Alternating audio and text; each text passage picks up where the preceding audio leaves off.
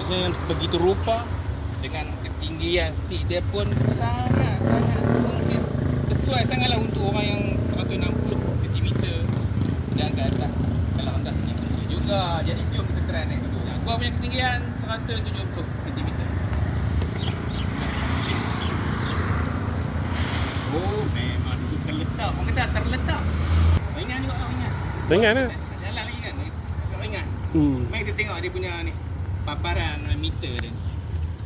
Paparan meterification dia. Dia buat analog. Dia masih analog lah sini, tapi analog, dia ada analog digital. ada gabungan lah maklumlah dunia moden hari ni kan. Takkan nak buat 100% analog kan. Yalah. Dan handlebar dia, kita tengok pembukaan dia tu ataupun kelebaran dia tu. Agak Sedap pegang. sedap lah. Maksudnya kalau macam ni, insya-Allah tak akan mudah kita nak lenguh ke atau krem ke tengah bawa kan. Sedap badan kita pun sedap ni. Okey.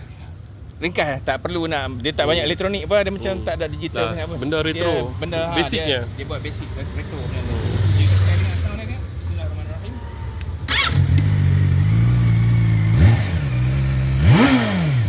Oh, semak kan?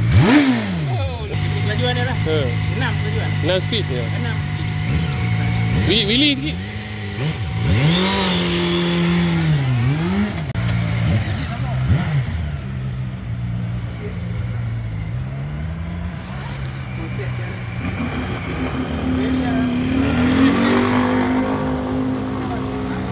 Macam mana? Satu yang menarik untuk kita nak share lagi, Koko lah, ataupun memang ada juga rider-rider yang bermasalah tak nak corner yang pendek ni. Yang ni memang best. Dia punya tu longkang buka dia. Turn dia banyak.